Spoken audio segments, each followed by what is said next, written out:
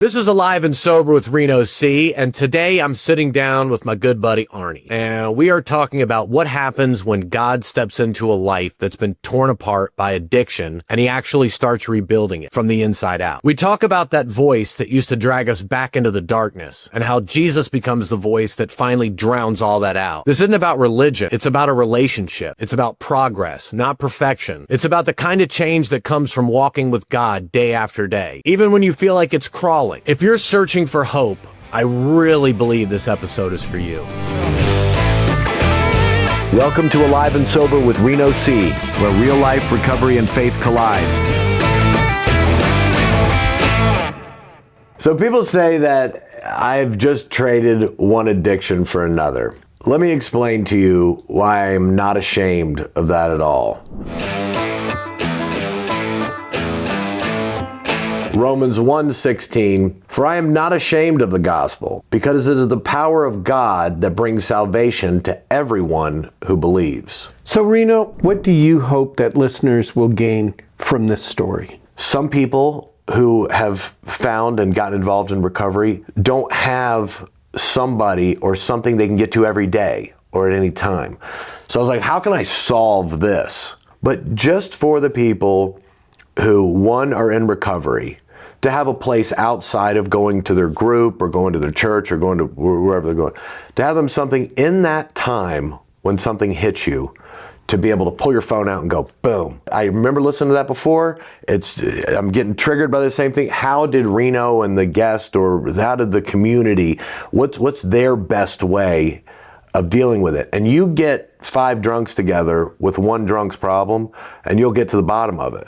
You leave one of us alone, and we're running, we're bouncing off walls, and you know what? I like ice cream, and you know.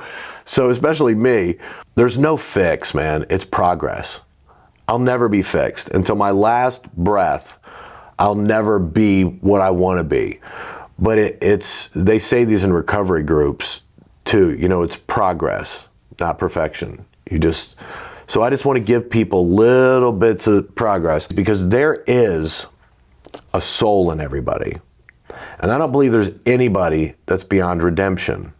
There are people who are pushed out of things. I'll be pushed out of things. I've had club owners tell me, my main job is selling booze, and you're up there talking about Jesus and how you got sober from it. That doesn't help my drink sale. So there's a lot of fear in an alcoholic, and there's a lot of embarrassment and shame. So I wanted there to be a place that was totally safe for you to go to. You're going to get some information that could help you. Maybe it doesn't. You know, maybe you just want to hear the voice of another person who's as jacked up as you during that day. Sometimes that's all you need.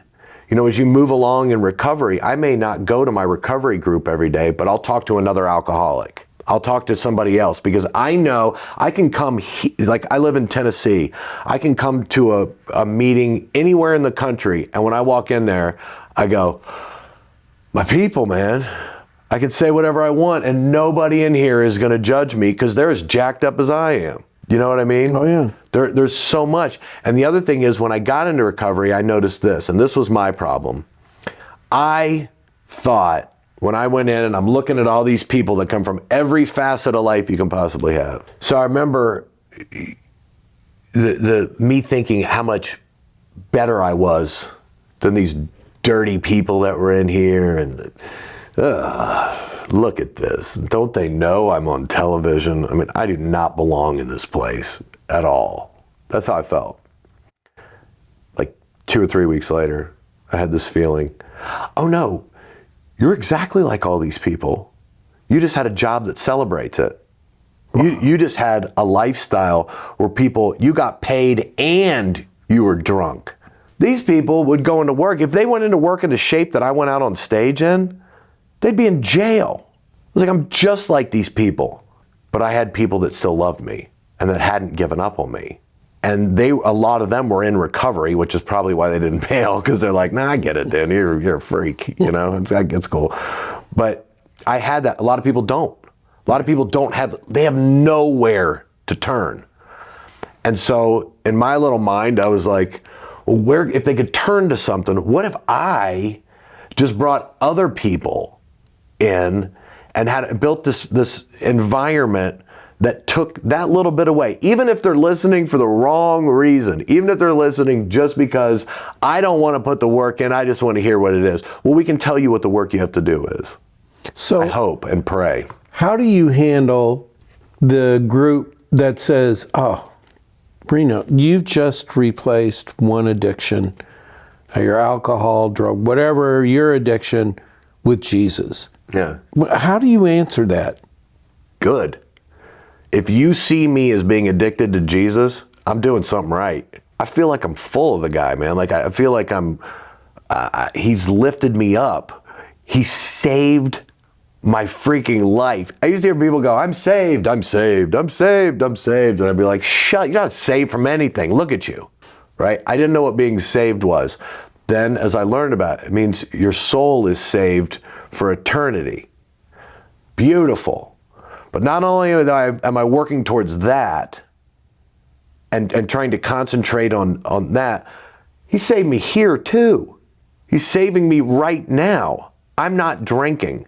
You know, I think about, and again, unapologetic, say what you want. When you fail and you feel like you've let God down, like people relapse or things like that. Right. You feel like you've let God down. So you don't want to talk to him. You disappointed him. Good point. He thinks you're trash, right? That's how I felt. And then I read the Bible and listened to it more than anything else, but word for word. And I learned every single person this guy hung out with would have been like me. The fringe. We're his people. Oh, yeah. We're who he was here for. I thought it was stupid. Like I was like, I didn't know the stories. I knew bits and pieces. I could pop off the Christmas thing and I could tell you about Easter, but I didn't know, exactly who he was. I didn't know him. So it was easy to talk about him, and it was easy to let other people talk about him. It was easy to make fun of him. And it was easy for this because I don't know him. I knew about him, and I knew say my prayers and tell people that I believed in the resurrection so I didn't burn in hell. But that's all I knew. So the relationship part of it is something else that I want people to know. And I want people to find that, because it does fill that void of your addiction. It takes over. It'll never get rid of the whole thing. But I tell people all the time, I'm like, here's what it feels like. It feels like I've always had the devil here and God here, right? But the devil used to win all the arguments. Like at the end of the day, I'd go, oh yeah, of course, I like you too. And I'll be back, man. Don't worry. And just get him out of here. And me and you are going to roll. This voice was dominating. Now this voice is kind of peeping up, always there, but God's voice is louder. I'm intentionally concentrating on my relationship with him so that it's throughout the day. And then you find yourself, I'm all full of, I'm going to help people and I'm going to love people. And I just watched The Chosen. I watched every single episode 4 times of The Chosen. And I go into Kroger's and this lady comes up to me and she has like dirt on her with these babies and she doesn't speak English and she's pointing at her groceries and there's like diapers and things like that. And I was like, and she's like, help. And I'm like, let's go. Get your cart. Come on. And we go through, and as they pull the diapers out, there's like ribs down there. And there's steaks. And they pile out $385. And the Kroger lady's crying like, this is the most beautiful thing I've seen in my life. And I'm like, what is happening to me? And I'm like, I'm paying for a cookout. It was stuff. And then another lady came with a little cart and she didn't speak English and put it up. And I paid for everybody's stuff. And I was so mad. I got suckered by a little lady with some dirty kids, and I bought the groceries. And what is God? And the lady thinks, she goes, that's the most beautiful thing. I said, let me tell you something. Don't watch The Chosen before you come to the grocery store. It'll cost you like $400, right? Like this. So I get in my car. Now, if I'd have done that when I was drinking, I wouldn't have done it because of a relationship with Jesus. I'd have done it so all those people saw me drop $400 and help these poor people and all this stuff. And if I found out it was a cook-off, I wouldn't have cared at all. I'd be like, it's all right. I got what I want. Yes, you're right, ma'am. Thank you. Check that up. I am the greatest human being that ever walked the face of the earth. You do it for the right reason and you get burned. And it's like, you gotta be kidding me, man. I'm gonna find out where that freaking thing is and I'm gonna get that food back. I want those ribs. But then I sat there and I was like, well, Reno, why are you doing it then? Yeah. Did you still do it so people would see you doing something good? I didn't slide the money into her pocket. I walked up with her. She rang her stuff up. If that would have been $100, I would have been like, yeah, look what I did. Look at me. But 400? What are you doing to me? So why am I really doing it? Right? Why did I do that? Well, at the end of the day, who cares? Yeah. Who cares? If they took that and they all had a big party, I just paid for a family to have a party of people I don't know, and I feel good about that too. I had a little extra money at the time. That makes me so happy that I just want to share that with people and give them a place to come to hear real stories. Everybody hears drinking stories. This one time I got drunk and I did this, blah, blah, blah, blah, blah, blah. Where's the sober stories? Because I used to do that, but now, you know, even though I'm still mad that they had a freaking cookout with the money, you know, the devil's still like, hey man, they took your money, and God's like, so what? You know what I mean? Oh yeah. So I want to give people a place to come to where they can hear these things. And just so people know that are listening, I'm nervous about doing this too. I don't feel good enough to do this. I still have feelings of doubt. If anybody looks to me to get sober, you're lost. I can't get you sober. You can't keep me sober. It's not going to work that way. People will mess up anything. You look at anything people are mad at. People get mad at the church. Then you ask them. They're like, I don't like God. Why not? Because I went to church and this happened and this happened. Okay, you've already left God and you're mad at what people did. What are you mad about God with? Well, God didn't give me this and give me that and give me that. And in the alcoholic mind, God is against you, almost. Why would you let this happen to me? Why would you let me fall this far? I told you I prayed when I was a little kid. I sang the songs. I mean, I did that nice thing. I bought that people's groceries and that why would you do this to me? Everything is what something else is doing to you. Wow. Right? And if people learn nothing else, only broken people can help fix broken people. We don't listen to other people. If you browbeat me, I am out. Whether it's about Jesus or anything. If people use the Bible as a weapon against other people, I'm out. That's not my relationship with Jesus. I think that in recovery, if we can get people thinking along the lines of a constant, they say higher power in a lot of the places. People say it all the time. I still am with people who use higher power, but when I'm speaking to God, it's to Jesus. Well, really, Jesus is your best friend. He is my best friend. But that childlike feeling, you know, when you're a kid and someone tells you about Jesus, you automatically, instinctively open your heart and you go, well, my mom said that. If I was like that when I was younger, what happened in between there where I got so turned away that it was just like sniper prayers? Like, hey, get me out of this. Right. Hey, how did I get to that? Well, life had happened. There were tragedies, man. I mean, nowadays, you know, a lot of us would be in a freaking mental home because of what we went through and never did anything with. You know, as you go through that, how do I find that innocent, how do I reconnect that kid in me that was open to waiting it out to see if things happen? You know, Peter saw the miracles and still denied him 3 times, right? Mm-hmm. Jesus didn't give up on him. That's right. He never bailed on him. Nope. So in those times where I bailed on God, he didn't bail on me. There were so many times that I did get out of stuff that I never should have. And I believe that everything happens leading up for a reason. And I'd like for the rest of my life, the reason to be that I helped people, I showed them a light that's only held by Jesus.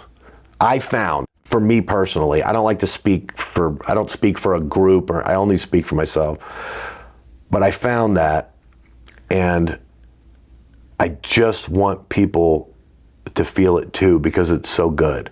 I think we can have a community of people that's strong. And hey, if we have a community of just one person and they get sober and they find Jesus, dude, we won. I've learned this and this too. It's so much more important to mean a lot to a few people than a little bit to a lot of people. There's no feel in that. I've had TV shows. I know what it's like to be liked by a lot of people. Empty. Yeah. For me. Some people may get off on it, but for me, empty. So let's build this together. And it's not just me, it's you, it's him, it's the people that are listening. It's people that are out there that are struggling or know someone who struggles or have a parent who struggles or has a child who struggles.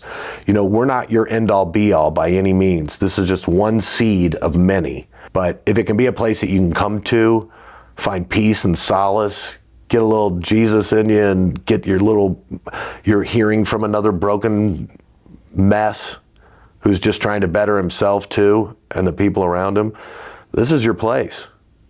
I know it's hard and you feel embarrassed and weird about talking about this stuff, but if Jesus has saved you or done something for you and you feel it on your heart to tell somebody and you're reserved about it, I find that sometimes when we're most reserved to share something, it's based on our own pride. And if you've been beaten down, you've already lived without pride for a long time. You've been listening to Alive and Sober with Reno C. If my conversation with Arnie today proves one thing loud and clear, God uses his people with real stories to reach others who are struggling. You don't have to be perfect to follow Jesus. Nobody is. You just have to be honest. Recovery happens as you lean on him, lean on your community, and take the right steps, even if they're really small. Jesus isn't just saving you from something. He's saving you into a life with purpose and peace. Keep going, keep growing, and remember this. If no one told you they love you today, I do.